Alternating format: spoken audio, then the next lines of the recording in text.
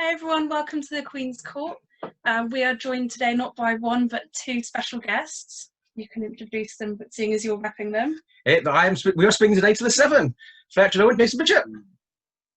What's up? How you doing, guys? Thank you for joining us. Yeah, thank you. Much appreciated. Oh, thank you. It's good to see you both. Yes. Last time I saw you was at DWA back in March. Yeah, I can't remember the last time I ago.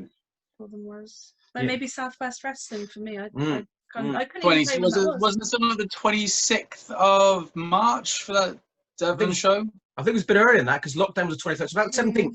16th or 17th, I think, yeah. Right. Oh, yeah, the 16th. You mentioned the 16th. Yeah, I know there's a 6 in it. No, Yeah, it wasn't a 6. Yeah, so that was nice. You had Nadia Sapphire was there as well, wasn't it? You know, and I wouldn't know. I still have. Oh no, you were working, weren't you? Yeah, she'd rather work than go and see you two guys. That's what it was. No, it's a bit like I couldn't get out of it. A bit like how sometimes, you know, Fletch couldn't get out of doing his Wilco shift before to rush over in his red shirt to Dragon Pro and that. That's fine. I'll allow it. But but that was a really good show, that DWA show. I quite enjoyed that. Really enjoyed it. Yeah, it was. For me as well. I think it was a personal highlight because, even though me and Bish have been tagging, we've tagged, but we haven't tagged as much as what we were getting. We haven't consistently worked shows together as tag team. Like we've been together or in some capacity, but not as a duo. So we've done 6-man tags or managed each other or or whatever stuff like that. But as a duo, not as many as you'd probably expect. And I think that match with Dance and Daddy and PJ was probably that one that literally we just clicked. We just clicked and everything couldn't have gone better in my eyes. Well, I was saying to Kirsty, because she obviously wasn't there, I'm going to keep on rubbing it into her, but I was saying that you two, you've been together for ages, you look really good as a tag team. I think it just comes down to just being maybe more comfortable. I've over the years, it took me a long time to kind of find my groove personally. So it's awkward just not being relaxed in the ring, and then when you're not relaxed in the ring, it just makes everything uncomfortable with everybody. And then when you just stop worrying and second guessing about what you do, and you just do what you do, and ensuring what you do is done well, then it just makes everything so much easier. And then when you know you can make something work with the person you're working with, it just clicks. Yeah. Yeah, it must be nice. Have you known each other for long before you were tagging then, or? Yeah, fair bit. I mean, since you started training, how long have you been training now, Flash? I mean, I started I'm 3 years into fighting now, and I started a year training before that, so 4 years. So I've probably known you for about 4 years. Yeah, it doesn't even feel that long, but no. It must be. Yeah. But you get on so well. Well, that's the thing as well. Bish will tell you how much of a jackass I am, and I don't care. I'm I might be old and I might not be in wrestling that long, but hell, I'm gonna have fun. And if I can find somebody who's got that energy and who likes it to be as fun as what I'm doing, then it's all worthwhile. And that's what I found in Bish, and I think that's why we've clicked so well. What it means is somebody who can carry him. Well, yeah, and that as well. Well, you're big and strong enough to carry quite a few people, I would have thought, That's the thing. That's why I'm the brains and he's the brawn. There you go. You see, you just hide behind him. Yeah, exactly. It's good tactics. It is good tactics. So how have you both been coping during the various lockdowns and tiered restrictions caused by the coronavirus, and have you still been able to train and work out sufficiently during it? During the first one, I was much better with it. This last 2 weeks, I've done nothing. Just like I said, I was ill for the week beforehand. So, and then when the actual official Welsh lockdown started, I've worked it twice. I just didn't have the motivation or the energy. And plus it's cold and it's dark and I'd have to do it outside because there's not enough space in my house to do it inside. So I'd probably end up breaking a floor tile or something. I broke enough of my patio tiles outside already during the first lockdown. So I wasn't best pleased by that. And surprisingly, the amount of damage that a 75 kilo sandbag can do when you drop it off of about 4 foot high. So yeah, that completely destroyed a tire. So yeah. Yeah. Whoops. How about you, Fletch? Well, those of you who kept up on the socials now, you'd have seen like the first lockdown was hell, basically, and it was just. I think it was more mentally for me, and I went into quite a few dark places that I wasn't happy about personally. But these things happen, and then luckily I've got a close unit that literally dragged me out, and it was the one session that, and I'll never forget it. It was Bish that dragged me out, and he was like, "No, we're going training, let's go." And we went down to like one of our local parks, and we just like smashed it all out, started training, and lo and behold, we finished the training session, and the heavens just opened, and I was like, right. This now, if this isn't a calling, that for me to start getting my shit together, then nothing's going to be. Then we started to like do little extra bits. We were lucky to speak to Jez Gardner at All Style, and we were going up and hiring his ring out, and we would do little bits here and there, and things just got better. So like for me, I owe my life to like Bish and Jez. My family, I put my hand up. My family are a godsend, and they've been nothing but supportive. But I think personally, if it wasn't for the likes of Bish and Jez, then who knows what would have happened. But then yeah, go on. You seem like quite a close family, because we always see the kids at Dragon Pro and that with you afterwards and that. We are. I mean, we are a really close family, and it comes to the point like my kids would love to travel with me. Every time that they go, "Oh, when are you fighting next? Can we do this?" And I'm like, "Well, I'll see what I can sort out." Which is why when me and my wife were talking about things, we were like, "Yeah, this kind of makes sense." And then we asked Bish if he wanted to be godfather to my son.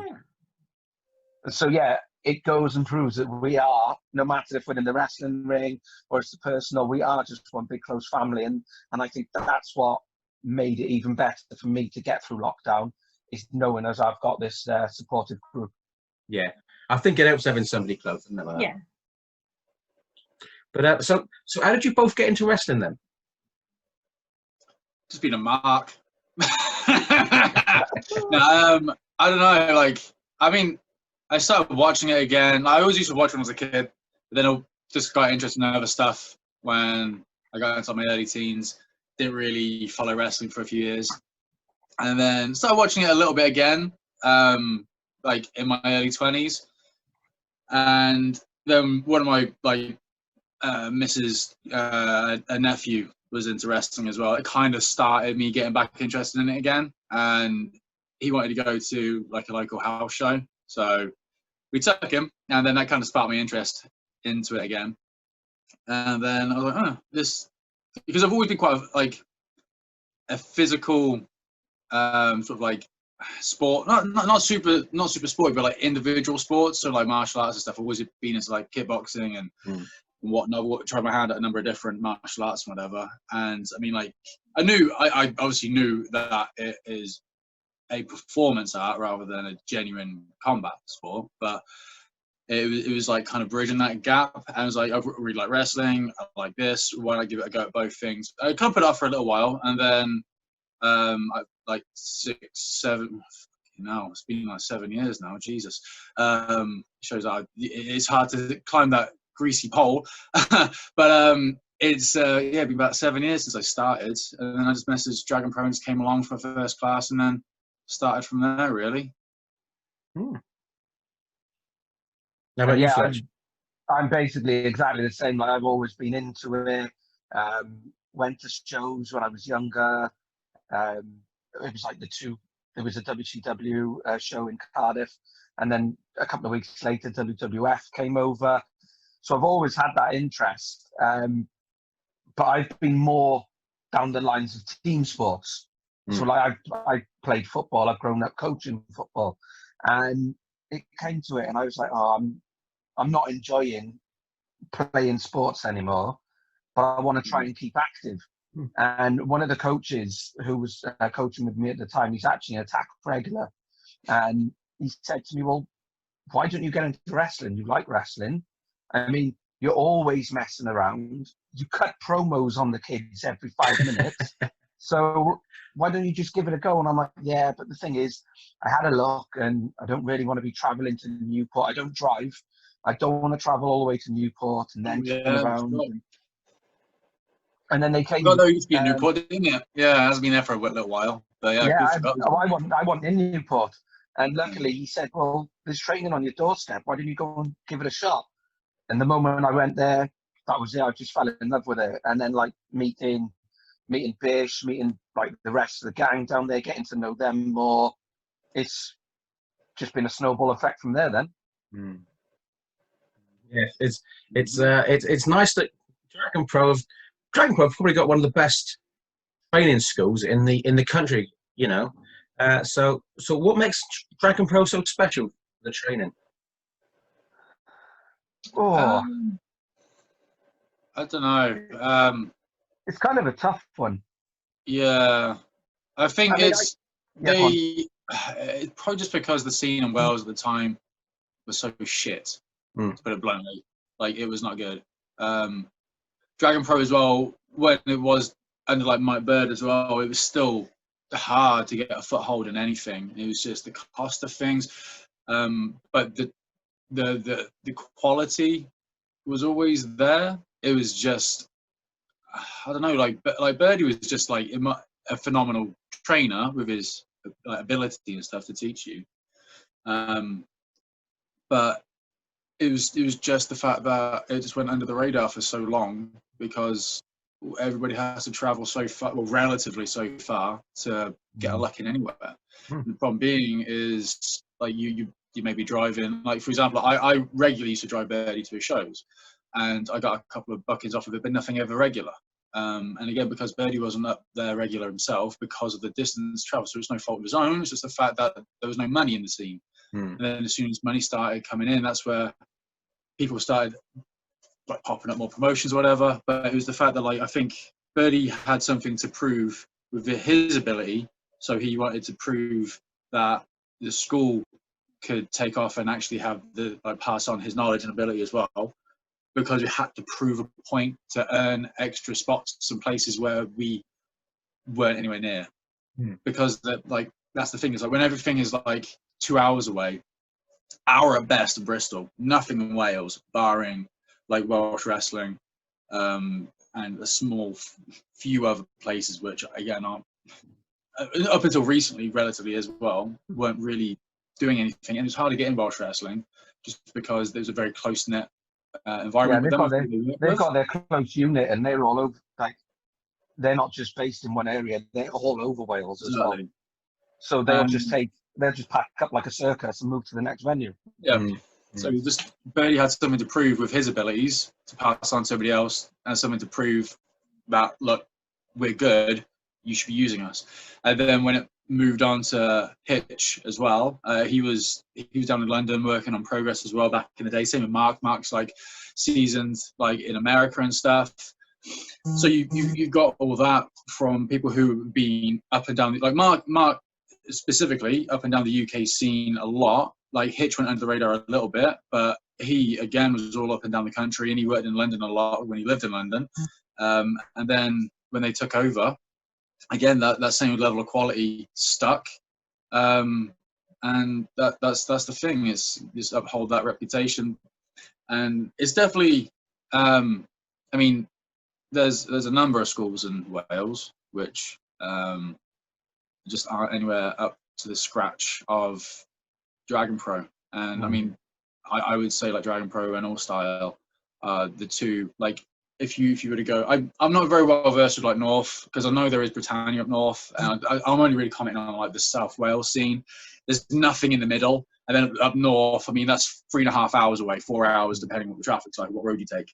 So that is a completely different area, really. So when I say Wales, I mean South Wales. Yeah. But there's only really Dragon Pro and All Star, which are the ones worth going to. I mean, there's a couple of other schools which aren't schools. It's just a bunch of idiots messing around. But it's what it is, really. I ain't scared. I ain't scared to say that. Fair play, fair play. I've burned enough bridges in my time, mate. Trust me. It is true. It's like, do you want to go and learn something more about yourself, or do you want to just go around and have a roll around with your mates? Like, yeah, with Dragon Pro, they've always got something that you'll learn. And I mean, even when we've had like guest speakers come in, and Mark and Hitch and Danny, some of the times they've come in and been like, whoa, and they've been blown away by what they've seen. So you're never too old to learn. But then I think with Dragon Pro as well, is they teach you so much about yourself that that's where we get people from all over the UK and even all over Europe. And then you look at the likes of Giselle and Silesia from Canada. So we're getting people basically from all over the world coming down just to come and train at Dragon Pro. Yeah. Well, Dragon Pro, that's the thing as well. Like, Dragon Pro teaches you how to work, not just do stuff. They teach you how to work. That's the thing. Yeah. There's a big difference between being able to work a match and work a show rather than just do a move or whatever. Because there's a massive difference between like 1 + 1 is 2 compared to some mad algebra equation. And wrestling is a mad algebra equation. It's not just 1 + 1 gets you your results. So. Yeah. Well, the first match we saw at Dragon Pro was Giselle against Ricky Shane Page, wasn't it? Yeah. Yeah, that for first match in Dragon Pro, that sort of blew us away a bit, didn't it? Definitely. But Giselle was fantastic, isn't she? She is really good. And the thing is as well, like, she knows how good she is, but then she will never overstep the mark with anybody as well, because she knows that she can still learn. But then the amount of advice that she can give as well. She's been on the scene for a good few years. Exactly, and she's so nice to talk to. So the experiences that you can get just by talking to her, let alone not even training with her, just by talking to her, the experiences you get from that are phenomenal as well. Yeah, because she was at the Lance Storm training school as well, wasn't she? Yeah. Yes. That's always a good one, isn't it? Yeah, I've heard good things about that one too. So another company. Good, kind of like a boarding school type situation where like they're not like, it's not necessarily like a finishing school, but they're the sort of place where like you get like guys like Oni Lorcan as well. Like he was working before. He didn't really need to be taught from the ground up, but he went to Lance's place just to finish off as well. It's like he can use Lance's place when it was around. I think it's still around, but under some different ownership now. But Lance's place used to be either like you could start from the ground up and just do the whole, however long it was. I think it's 3 months, and then that'd be you could go into that not knowing how to wrestle at all, like literally zero experience, and then you'll come out not necessarily a finished product, but you'll come out to the point, because it's so intensive, that you'll be a very competent performer. Or you can go there and Lance will work with you as well, just to finish you off. Because Oni Lorcan's a fantastic wrestler, and like, even before, because I used to like when he was Biff Busick and like doing all that stuff, like before he went, he was still really good. But again, it's sometimes you just need some intensive focusing on something, and that just proves how good Lance's place was or is. Another company that's getting a lot of praise for their academy is Reach. Have you guys got much knowledge of it, and have you seen any of their Unit 10 shows they're doing on YouTube throughout lockdown? I mean, getting in different places that you've got no connection with is very difficult in wrestling, just because again, it's very insular. So trying to get a space, or even helping out in shows. I mean, especially when you've got an academy as well, and they already are well established and they've got a lot of people in the area, so it's more cost effective for places like Reach to use people in the area. I mean, I appreciate that they do take down Brendan and stuff like Bronco, and the odd car from Wales, but it's not on every show. They've already got their established people from there, so it's difficult to get into places where the way the like economical side of it is a driving factor, that you're not going to want to bring 2 cars down from the same place, or too many. You don't want to bring in too many cars. That's the thing. It's like, because that is more expensive on top. If you've got maybe, I don't know, like a 14-man show, and you're having to bring in 2/3 of that in a car, then that's going to cost you more in expenses, and you're not going to have that much home talent. So it's difficult. But then equally, I would say from a running perspective, you don't want to keep using the same people over and over and over, because equally then it gets a bit stale. So no. That's why I think the 7 would fit in really well at Reach. With their tag team With the division tag as team well. division. They've got quite a good tag team division. Yeah, you guys are settling well there. Oh, I'd love to. I mean, I've seen some of their Unit 10 stuff because I'm friends with like the likes of Max Wilson, so I like to see what he's another one who's come from Landstorm's school as well. He's a fantastic talent. Oh, he's unbelievable, and he's like a kid of his age as well. He's so humble. Like the amount of times where I've gone down to like OCW or I've worked at TWA, and he's always there, and he's asking me for feedback, and I'm like, bloody hell, I don't know if I'm the right person to give you feedback. But is he the guy that we had the tag match with? No, he was the one. I'm really bad at names. He injured himself at the last DWA show, didn't he? Yeah, he was the one who blew his knee out. And the first time that me and Bish tagged at DWA against the system, Max Wilson was in a triple threat with Dan Rodman. I probably recognise him if I saw his face. I know who you're on about, but I don't know. Yeah, but he's really good. I mean, I've got nothing but respect for Jason as well, because like I said, the amount of times I've been down to an OCW show and Jason's always on the card. It's always nice to have a chat with him. But yeah, they got some good prospects coming out of there. You get a word in edgeways when you're talking to Jason. I got a bit more than talking actually this time. Normally I just put my hand up and that's it. I'm just trying to get him first, and then I'll say my piece, and then I'll leave. You were normally the strong silent type, Joe's aren't you, Pitch? Yeah, sometimes. A lot of people tend to think I can't talk, but I can talk. I just like to leave it as a special move. Fair enough. It's my signature move. Promo. I always pick the fights, and he ends up picking up the pieces, so it's all right. Sounds like me, Well, I don't know which one's which in that equation. You know what I mean.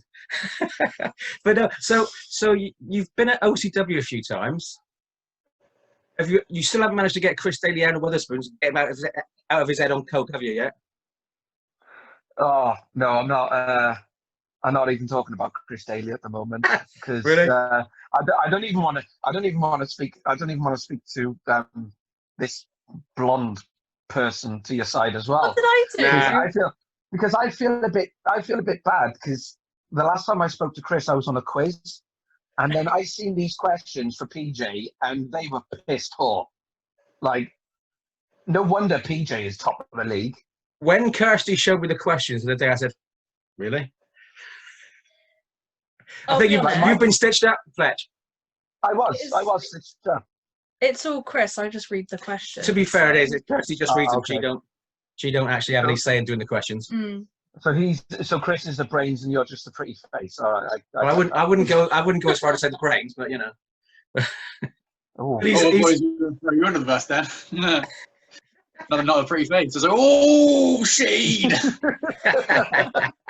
So you're going to go back to OCW again when it's up and running again? Oh, I'd love to. I'd love to. I mean, I've been down there. Well, I've been down there. He's muted himself. You've muted yourself somehow. You've muted yourself, Fletch. Yeah, you muted, mate. There you go. Sorry. I think Zoom was trying to drop ahead. Yeah, there you go. Zoom knows what's best. I was getting a phone call. Product placement of streaming. Probably Chris Daly. Available. Well, yeah, probably Chris. Yeah, I've heard what you said. Live, and he's like, no, we need him back down here again. I'd love to. Sorry, Fletch. Sorry. No, you carry on. I mean, I was just going to say, me and a few of our friends call him Paul Bearer because he sounds like Paul Bearer when he talks. So. Oh yes. He knows it. I've told him about it, so he knows. He laughs a laugh about it as well. So. It was like Chris, is it? Yeah. The Chris Daly. Yeah. I can't remember. Like, I met him once, like back when it was. What was it? It wasn't. It was like Cornish Pro Wrestling or something when they had a show in Walkabout, like maybe like 2.5 years ago or something. Oh, I met met show, him. yeah. Yeah, like I drove Scotty Isaacs down.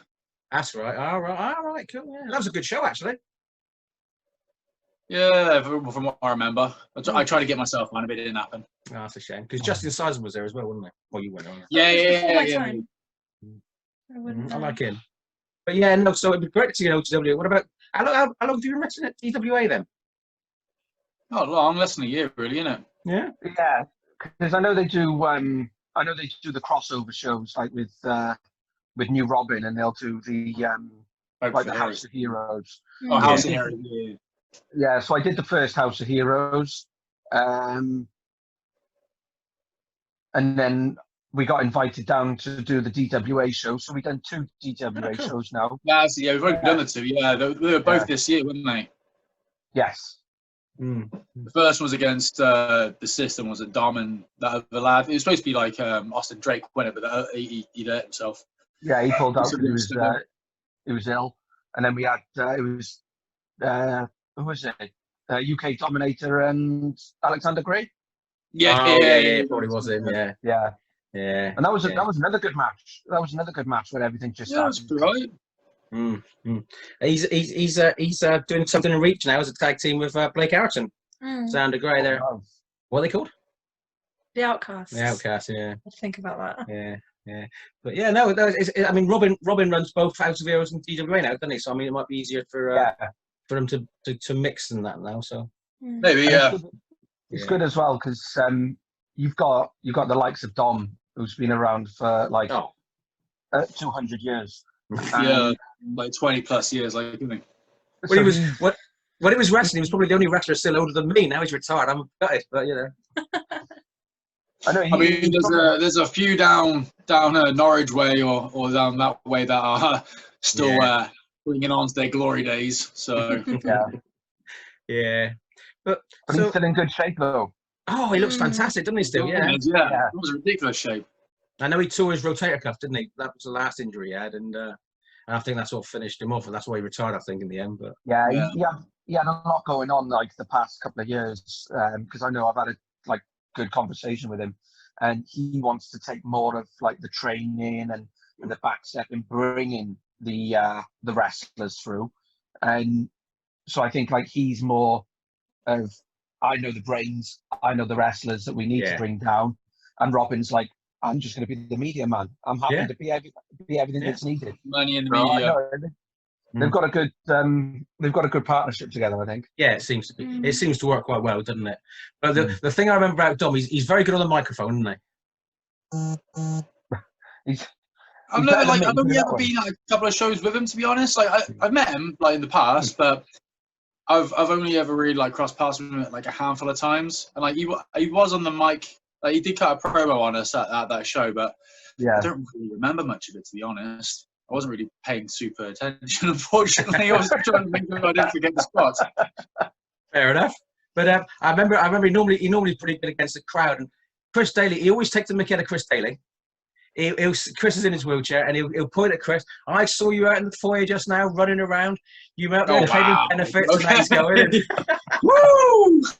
Oh wow! To be fair, he takes it in good art, doesn't he, Chris? He's pretty good at that. Yeah. Oh yeah, I'm sure he wouldn't do it if Chris were cool with it. No. Yeah. Wow. Well, you don't, not really, but you never know. But so going back to the 7, it's working really well, isn't it? The 7's really taken off. And so who came up with the idea of the 7? It was Fletcher's thing. I just tagged along because it was getting me buckins. Fair enough. Oh, thanks, mate. Well, it kind of devised from a Dragon Pro standpoint as back again. So like the whole 7 scenario was, I was coming out and I was going to be like this cult leader type thing. And then we were going to have the Druid. We've always seen, like, you'll see the Druids come out with me. And nobody knows who's under the mask. And every show it's somebody different. Spoiler, So, it will never be me. Well, not anymore, no, because you're out front and centre now, mate. And it just kind of stemmed from there. So like we came to the Church of the Seven, and I was like, oh, do you know what? I'm just going to stick with it because this is quite decent. Oh yeah. And it just rolled. It just carried on rolling with it. And then they were like, well, you and Bish are tagging tonight, or like me and Chris Sumbus are tagging tonight. What do you want to be called? Southwest, yeah. Yeah, and it like went from Dragon Pro into Southwest, and Southwest were like, oh, we really like this Seven. Okay. So do you mind if we keep calling you guys the Seven? I was like, no, carry on. And then things would just progress and progress. And then lo and behold, it's just come down to me and Bish now, and there's Seven. So is we haven't jumped over the Pro Evo, that's why. So is Armina Lily not with you guys anymore then? Well, she is and she isn't. Not like actively distanced, is just not actively apart either. Right. So it's not like we put her out. Yeah. It's just the way that like the shows, like with who's lined up with being on what shows, who's booked where, like, because obviously we're not a package. Like it's not like we're all there or none of us are there. It's just like if she's there, then we might, depending on if the promotion wants the inclusion. And same with like Southwest, but like then like with Southwest, there was a thing I can't remember exactly because it's been so long, and like there's like so much gone on in these last like, sort of like 8-10 months. I can't remember exactly how the story's finished, but like us and like I mean, just like it wasn't super connected anymore. She was off doing her own thing, so it's not like they like completely cut her off from us. It's just not actively involved with what me and Fletch are doing as a team. Yeah. So. And I mean, guess to make the comparison like the New Day with Matey Boy being drafted on a different brand, they're not like split up, but they're still kind of But no, it's like we're family. We are family at the end of the day. Like we're always going to be a family, and sometimes family have to go off and do their own things, and that's what basically happened with Armina. She went off and she won the women's championship. Now. Is it rightful that she got stripped of that title? I don't know. Yeah, they've all been stripped, haven't they? Eddie Ryan's been stripped, tag team titles, everything. The Hunters have been stripped. James Mason's been stripped, and I was like, well, okay, fair enough. But I mean, we've always. I want to shot that heavyweight title, mate. I want to shot that bad boy. Well, exactly. There's nothing to say that. Bish isn't going to go for the heavyweight title. I'm going to go for the British Rules title. And I mean, going back to the other. Well, the other way around. I'll do the Brit Cup, and he'll go for the heavyweight. Yeah. I mean, it's a good plan. Why just go for the tag team championships when you could go for all the others? Have them all, And that's the thing. Yeah. Put me in the dress. I do all four. Well, you only have to identify as one. You don't have to put a dress on, but you know. That is true. But yeah, so Pete Brainbridge has been wrestling for quite a while. Oh, he had been wrestling for quite a while. In the old days, let's say when I was watching or when I was growing up, what have you learned from somebody like Pete at Southwest Wrestling? Because he seems like a font of knowledge when it comes to British wrestling. Well, that's where we were kind of like cutting our teeth as a team there. So that's where we kind of learned. Like, I mean, you know, it was a little rough around the edges to begin with. Like, I remember a couple of our matches weren't the cleanest, but that's the thing. It's like when you're trying to figure something out as a new team. Then that just happens, and it was just really grateful that like they gave us the opportunity to be on those shows and to learn how to work together as a team. So that was in itself really helpful. And he put a lot of faith. I wouldn't necessarily say that Pete's like really like imparted a lot of knowledge directly, but he's allowed us to accumulate knowledge by being on the shows and working as a team where nowhere else was like putting us together as a team. So he's allowed us to develop and to go on elsewhere. So he's let us accumulate knowledge from being on his shows. And he's what I like about put a lot of faith into us, and I've got nothing but respect for that.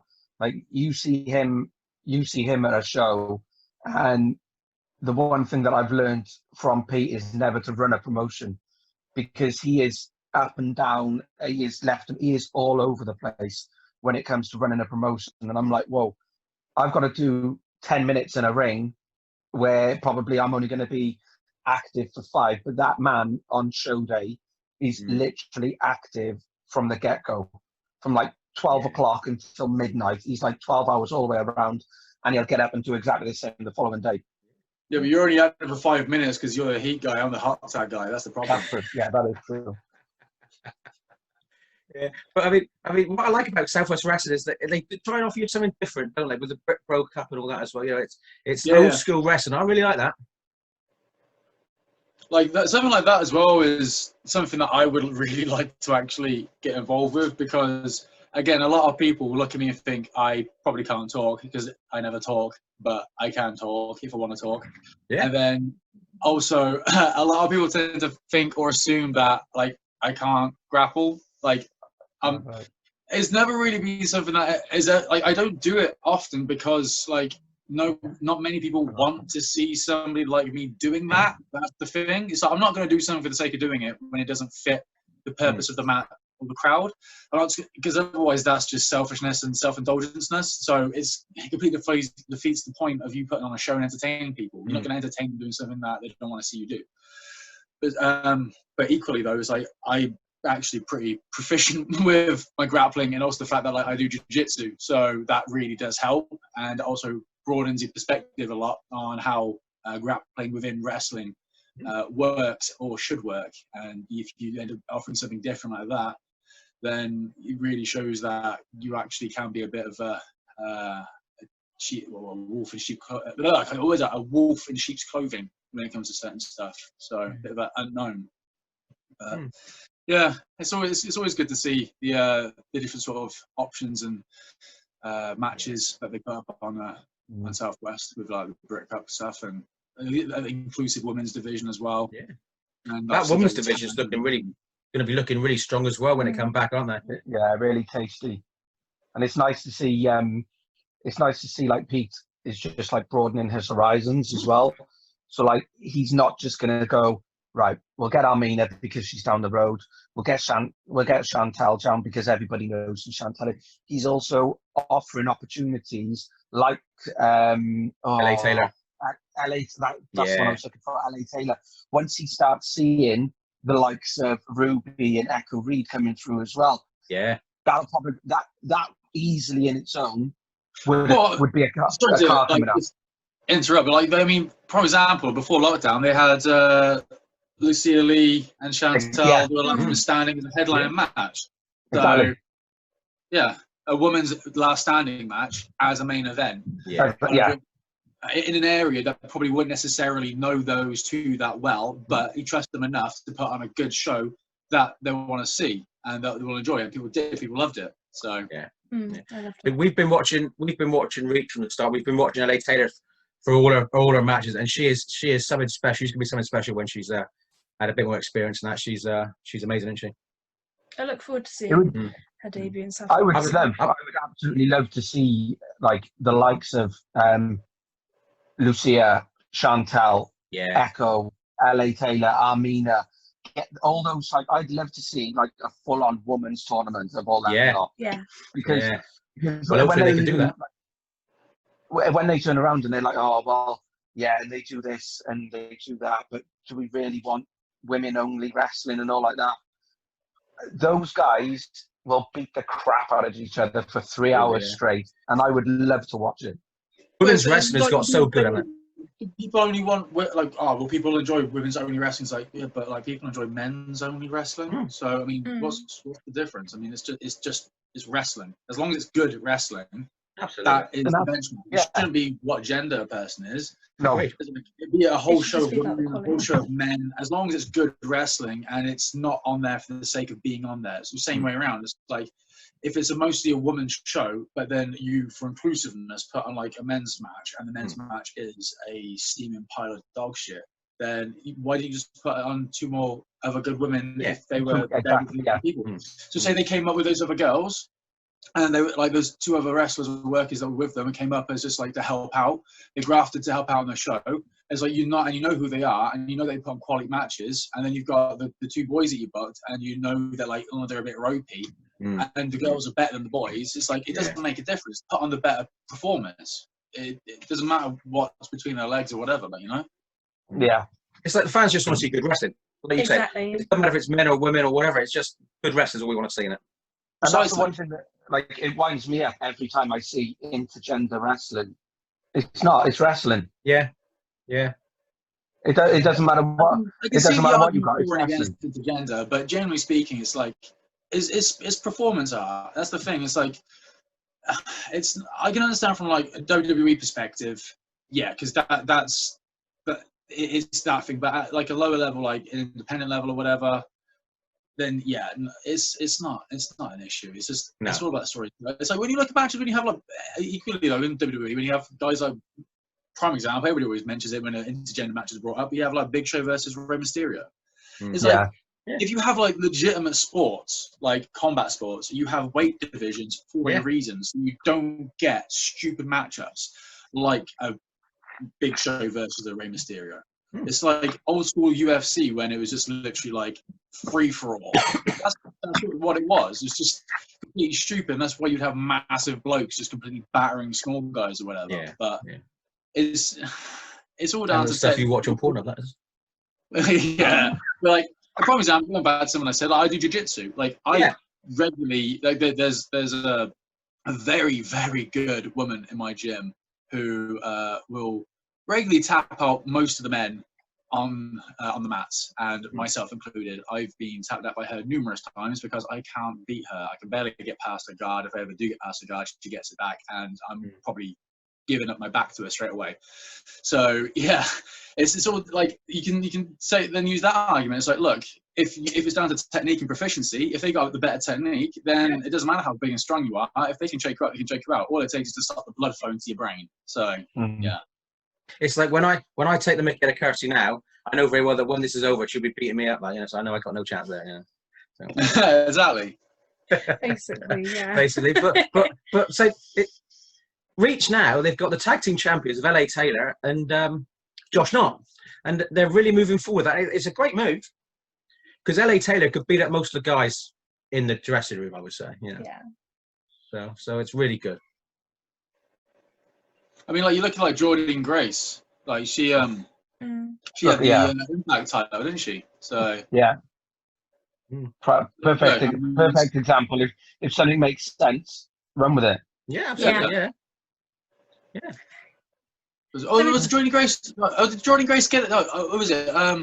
What's her name? Fucking shit, I forgot her name. Blanchard. Who was the one who was like the daughter of one of the four? Was the four? Tessa Blanchard. Yeah, you're right. Blanchard, she was the one who. Yeah, she beat Sami Callihan, didn't she? So yeah, look at that as an example. And it wasn't Jordan Grace, right? It was it? Or she might. I don't know. I don't really keep up that much with stuff. I should do, but I don't. But it's I mean, whoever it was, obviously, a woman had the heavyweight title in Impact, and like the story they told of it made sense because the way she overcame it and she won. So I mean, it's all about how, as long as you tell a compelling and relatively believable story within wrestling, then anything's potentially possible. I mean, you say that like, oh, intergender wrestling's stupid. It's like, yeah, but then you've got like all these outlandish, like undead gimmicks, or especially from the 90s. And no, I wasn't saying intergender wrestling is stupid. I said, no, you weren't. I was saying people who do say that it is. But like, like when they say, oh, it's not realistic, it doesn't make sense and stuff. It's like, well, I mean, wrestling doesn't make sense. The Undertaker doesn't make sense. Kane doesn't make sense. And a prime example is going back on what David and Kirsty were saying, was the whole Giselle and Ricky Shane Page. Yeah. Now, you look at that, man versus woman, doesn't matter. They were two wrestlers and they put on a hell of a wrestling match. As long as you do stuff that makes sense for what you are. Yeah. I wouldn't expect like Giselle to be powerbombing Ricky Shane Page, but then as long as she doesn't do that, she does something else that makes sense, then yeah, whatever. Like who took on Big Blizzard Dragon? It goes back to like from like a legitimate perspective. Danny Luna. Yeah, that was a hell of a match, wasn't it? Yeah. That was another beast of a match with those two. But then you look at Chloe. Chloe is a powerhouse, and like you tell that story where we know that Danny Luna's a powerhouse, and she's throwing people here and there. If it takes that even more to get Chris off his feet and slamming, it goes back to the Hogan Andre the Giant. Everyone gets that big rush. Everyone gets that big rush afterwards. And it's all relative and how something's been established. If something's been established as that type of person, and you develop the match around that, and you tell the story in the match around those parameters, then it makes it completely believable. Yeah. Within wrestling. Because we saw Danny Ludo attack, and she was taking on Chuck Mambo. And Chuck Mambo threw himself through the middle rope, and Danny Ludo just caught him and threw him back in the ring. It was amazing. Exactly. Like my odds in quote unquote real life, I would probably put money on Danny rather than Chuck. In fights. But she's so strong, isn't she? Yeah. Yeah. Like stocky as well. She's got that good stocky strong build. Yeah, and she defines the word powerhouse as well. Oh, definitely. Yeah. Was she a Dragon Pro trainee then? Yes. Danny? Yeah. She started up in Pro Evo. And she was there for like I think maybe about a year and a half, 2 years. Same with like Sid Oakley and a few others. And then they started training at Dragon Pro on the odd occasion. And then they ended up making a decision to come train full time at Dragon Pro. Good. Really benefit from it. She's amazing. Yeah. Oh yeah, definitely. Definitely leaps and bounds improvements as well, and also the opportunities awarded from being within Dragon Pro as well. Definitely helped. Another one who impressed me on her debut was Cara. Yeah. Cara, yeah. He beat 7 shades of shit out of me in my match with him, so yeah, that was fun. Whoops. Yeah. So we've talked about promotions that we've seen you in, but once the pandemic eases off, are you guys hoping to get yourselves to new promotions, or?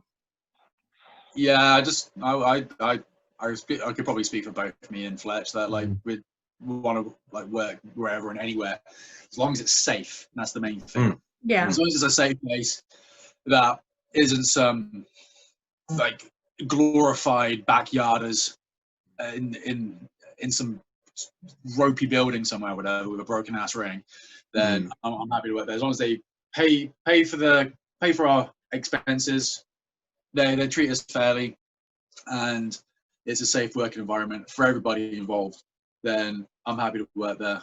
So, and I also want to enjoy myself. I don't want to go somewhere where it's going to be it's not going to be fun. It's not going to be enjoyable. Like it's a job per se, but it's not paying my bills.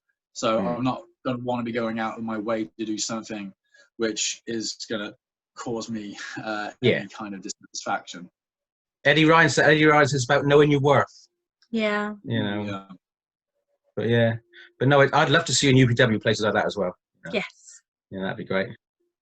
It's just difficult because the issue with wrestling is that there's a lot of established people in certain places, and again, go back to something I mentioned, it's just the economy, like the economics of the economy within wrestling is so tight that everywhere is running on such a fine margin that they can't risk in a lot of situations spending money on things they can't guarantee a return on, and they can't guarantee a return on bringing a car. Like if say it was like 4 or 5 people from Wales. I mean, say for example, if it was up in the Midlands, you're looking at like 40 quid in petrol, thereabouts, depending on what neck of the woods it is, where it's coming from, where it's going to. And then if you've got like 4 guys in the car, you're looking at, I mean, I don't want to talk about other people's wages and stuff, but you're not looking at a couple of quid.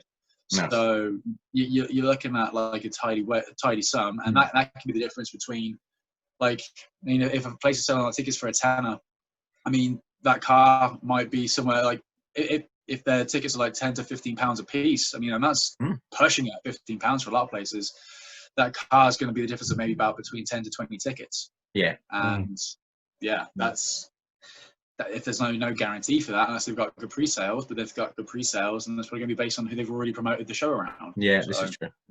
I mean, I suppose now Dragon Pro have got some links with Chaos, maybe. Maybe you could get on there one day. I don't know. That seems even more close knit, but possibly. Yeah. I mean, it's not. It's a different management because obviously it's under Dave Mercy and Gideon, Nick Wilcock originally, and Jekyll. So yeah, it's different people running it now. So with Flash and Hitch being the owners of the place now. So whatever they say goes, I guess. Yeah. Well, we were just pleased that they came in and saved Chaos in the end, but you know. Yeah. So that was going to be quite sad. I think it was a hell of a shock for everybody when they made that announcement as well. But it was such a good announcement because I think they, like Dave and the guys have done so much for the likes of Mark and Gav, and then not Mark, for those people and stuff well seen because they were so close with them, and they knew that there was like hardly anything in Wales. They basically put like Dave and Nick started Chaos and just pretty much just to put the mates on. That was it.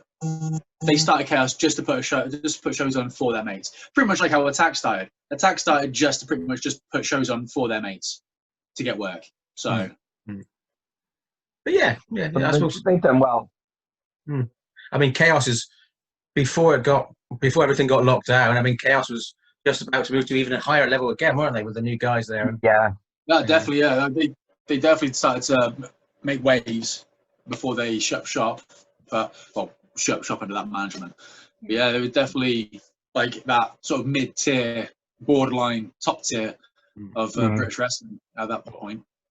Yeah, some of the biggest names in British wrestling as well. They've been made as well, which is good. Yeah. So, what have you missed most about not being able to wrestle for such a long time, then, guys?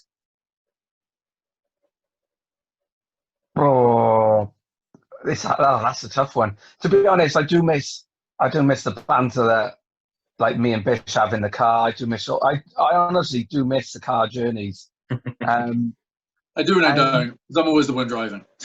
That is true. Yeah, but I feel you with Monster. It's good. Yeah, you do. Yeah. Yeah, so I know you're paid on that one, Bish, because I'm the one that's always doing the driving. This one bought herself a heated blanket last year, and it's a tartan blanket. She plugs it into the cigarette lighter and she just wraps it around her top like an old woman. Whoa. It just falls asleep, I guess. Putting ideas in my head now. Honestly, it's amazing. Yeah. And then, like, if you're tired, it helps you fall asleep. It's so good. Listen to me, normally that makes you fall asleep. But, you know. Yeah. The very few occasions where I'm actually a passenger, I'll always take a neck pillow with me. So yeah, just in case. I think more than anything though, the one thing that I have missed is the people. Is like I know it sounds like daft and everything. Is the people. Yeah. Like, speaking to like you guys at a show is always a blessing. Seeing other people from different walks of life, even meeting different wrestlers and promoters from different walks of life. I think just that general of like meeting new people and interesting people is, I think that's the worst part of it all.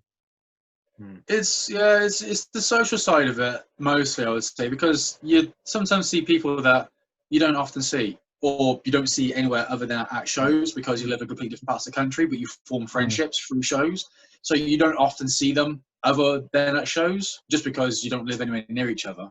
And maybe the only real common interest you have is wrestling, but you still are friends for it. But there's not really much else where you would have otherwise maybe developed that friendship. So, which isn't, I'm not saying that as a bad thing. It's just the way it is. It's like sometimes people don't have that many common interests. But so it's one of those things where, because wrestling's dried up because of what's gone on, those not like the friendships are disappearing. It's just they're just not that active. So you do miss seeing people that you'd otherwise see quite regularly, or maybe not that regularly, and you look forward to when you do see them at shows which you are crossing paths on, or when you. It's a surprise as well when you see somebody you haven't seen for a while, and it's not like a long lost friend, but somebody you haven't maybe seen for like 6 months normally, because you haven't crossed, and it's a pleasant surprise, and it's a nice surprise to see them because you get to catch up with people, which isn't happening at the moment. And in like the wrestling side of it, I don't know, like I haven't missed like wrestling shows, but it's starting. Like I'm missing the interaction with people. So I was having to think about it the other day, just like mulling it over, and Like I am starting to miss it now. So, but for the first sort of like 6-7 months, I've not missed it that much. Funnily enough, I think just because I've been preoccupied with other things. But these last 2 weeks, where I've been not doing an awful lot other than just eating food and watching TV and getting fat, because I definitely put a bit of weight on the last 3 weeks, but we're all being ill as well. It just makes you kind of think, oh yeah, I do miss it. Well, I suppose I was speaking to somebody the other day, and they said they've never felt so healthy and so pain-free as they have, because they've had so much time off. They've had a lot of time for injuries to do. So I suppose that's a good side of it, isn't it? I suppose in one way. Yeah, and other things, another interest you can focus on. With me as well, like when lockdown did get lifted the first time, and gyms and other places started opening up again, when I went back to jiu-jitsu, it just gave me more time to be able to focus on going to that regularly when it was opened back up again mid-August. So I really threw myself back into that. So that really helped me focus and take my, well, not necessarily take my mind, but like put my energies into something. And then I didn't really have time to think about pro wrestling. So, but now that I'm not doing anything, yeah, it's one of those things. But yeah, my a few little aches and pains, they've gone away, but I've developed a bit of a lower back issue, I think, from working from home for so long. So that's not good. That's because you carry me all the time. That is the case, yeah. Meanwhile, you like 75 kilos, I'm having to carry you. This is the same weight as my sandbag. And the rest. So Fletch, how's your push-up challenge going? Pardon? How's your push-up challenge going? I saw you doing push-ups with PJ last weekend, but you looked like you're smashing it last week. Yeah, no, to be honest, it's been a godsend doing something like that as well. And for everyone who has donated, like I only started off at 300, and I was like, oh, if I don't get it, I don't get it, because it's every little penny helps and all that. But to get up on the £500 mark was just such a boost of motivation. But yeah, I'm really enjoying it. I'm really enjoying doing it. And it kind of like made me well up a little bit last week as well, because I'm doing it because we've got a close family friend who is actually going through with her son, and he's been in and out of hospital for like the last, I want to say 5 years with cancer. So it kind of hits home. But then when I tell the story to, like, when I go into work, because I work in a school, one of the kids in my school is actually doing the challenge with me. Oh, cool. You had to be over 18 to do the challenge. But what we've gone and done is the school is now collecting donations, and all of the money will then get put into whatever I make, but it'll be donated on behalf of the learner who's with me as well. Yeah. And seeing him smash out 100 press-ups, I was like, oh, okay, I'm gonna have to do a little bit more now. But no, it's going really well. I'm up close to the 800 mark now. So how can people donate? If people can go on to, if they look on my Fletcher Law 7 on Instagram or Twitter, I'll normally be posting little updates on there, or Fletcher Law over on Facebook, I'll be posting updates on there. But even if you know somebody who is also doing it, it doesn't have to generally be have the donations come my way. Like for PJ, for example, he's doing it as well. Especially with PJ having that close knit unit down Devon and Plymouth way. If people were to put money into the PJ, I'm not gonna hold a grudge against them, because all this money at the end of the day goes to the Teenage Cancer Trust. Yeah. Well, brilliant. That's a brilliant cause, isn't it? Yeah. You know, it's fantastic. All I did was a 5K run at the beginning of the first lockdown. Well, that's 4.95 k's more than I can do, I think. Yeah. Did it in a 10-kilo vest as well. So. Wow. I done mine in a 19-stone bodysuit, I think, at the time.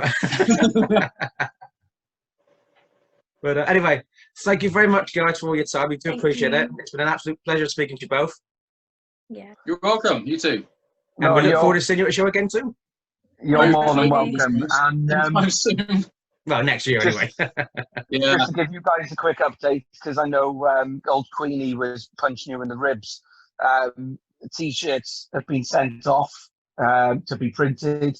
So fingers crossed they're going to be coming over the next couple of days to you guys. Cool. But no, honestly, thank you so much for your support. It's, Ah, No Yeah. problem. it really Yeah, means it's a always a lot. pleasure seeing you guys at shows. Yeah. It really Always a is. pleasure seeing you there in the crowd. Normally booing you, I think, isn't it? Or whatever. Whatever way it goes, I'm happy enough. Well, the next OCW show, we've actually got Queenie coming out as our valet anyway. So Yeah, it's gonna happen. Oh, fair. we've got that sorted from Mr. Daly and Mr. Plastic himself. Just don't let Chris drive across any curtains in future. No, I know. God, we don't want that again. He ends up like Superman. It was funny when Cam had to run down and release him from the curtain. I was a bit weird. Oh, But release the Kraken. he's not bad for a Man United supporter, actually. Wow, I'm saying nothing. Anyway, we'll let you go, guys. Thank you very much for your time. No, We do thank appreciate you. it. Thank you. And we'll see you Thank soon you. next show. Take care, guys. Thank you. Bye. Take care. Bye.